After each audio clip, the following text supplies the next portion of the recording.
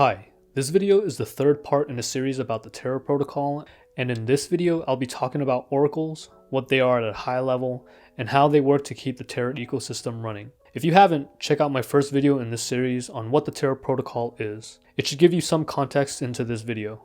Let's get started. This is Warren Buffett, one of the greatest investors of all time. His nickname is the Oracle of Omaha. In this context, Warren is called an oracle because he is both a figure with authoritative opinions and wisdom in investing, and also because he has a great track record in predicting what companies will do well. Oracles on blockchains are similar to Warren in that they provide authoritative information and data, but they don't really predict anything. It is also important though that they have a great track record of accurate information. The central role of oracles is to provide data from external sources outside of the blockchain onto the blockchain so that smart contracts can use that information. Oracles are just software and not actual people, if that wasn't obvious. Here's an example. Imagine that there's a system to buy and sell a house on the blockchain that's as easy as buying furniture from someone. The blockchain is necessary to remove middlemen, but it lacks any information about the housing market and house prices. House prices need to be tracked somewhere so that if a seller wants to sell to a buyer, a smart contract can be executed to record the transaction based on whether or not the correct amount of funds have been exchanged. The job of the oracle in this case is to feed the smart contract the price of the house. Oracles on the Terra network serve many purposes, and one crucial function is helping the Terra protocol maintain its stablecoin pegs. The first video in this Terra series explained how UST keeps its USD peg at a 1-to-1 ratio. Without repeating much of that video, the peg mechanism involves arbitrage enabled by this rule. Users can always trade $1 worth of Luna for 1 UST, and they can also always trade 1 UST for $1 worth of Luna. It's a rule that the Terra protocol has defined for its system. This rule allows users to profit from price mismatches between UST and USD, and in doing so maintains the UST to USD peg. The oracle's role in this is accurately determining how much Luna is worth in USD. Essentially, the job is to find out what the real-world dollar value of Luna is, because that information isn't available on the blockchain since US dollars aren't being transacted on the blockchain. You can see this in the swap function on Terra Station. If I try to swap between Luna and UST, when I click on the Market tab,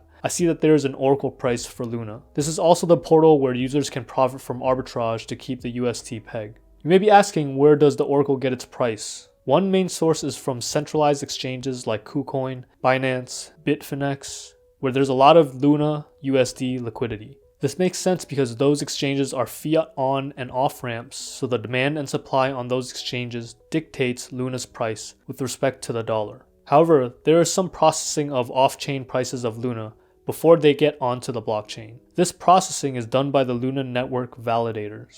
Basically, the validators try to find accurate prices for Luna off-chain and then submit it to the oracle. The oracle does some judging to say which validators have the most accurate prices, and those validators get rewarded. This incentivizes validators to submit accurate information. The ones that don't get punished by slashing. For an overview of validators, please check out my previous video. Besides sourcing accurate Luna pricing from off-chain exchanges, oracles also power the Mirror protocol. Mirror is a platform on the Terra ecosystem that allows users to purchase what are called synthetic assets. Synthetic assets are tokenized versions of real-world assets like real estate or commodities like gold or stocks in this case. The Mirror protocol allows users to trade crypto for what they are calling M assets that reflect real-world prices of stocks. So MTSLA would be the mirror version of Tesla stock, and similarly MAAPL will be the mirror version of Apple stock. What's the point of the Mirror protocol if people can already buy stocks from their brokerage? Well, not everyone in the world can buy American stocks, and the inverse is also true. This gives people exposure to stocks that they otherwise wouldn't be able to access.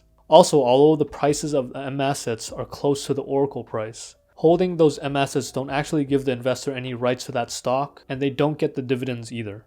It's just a way for foreign investors to get some sort of exposure to the listed stocks. There's a whole system that Mirror uses to help peg the M assets to their oracle pricing, but it's not a hard peg. Instead, Mirror relies on a combination of the minting liquidation process, arbitrage, and governance changes to keep M asset prices close to oracle prices. How this works is beyond the scope of this video. So those are a couple of ways oracles are helping run the dApps on the Terra ecosystem. Let me know if this video helped you understand a bit more on what oracles are and how they are utilized on Terra. If you enjoyed this video, please comment below or click the subscribe button for more. As always, stay safe, and thanks for watching.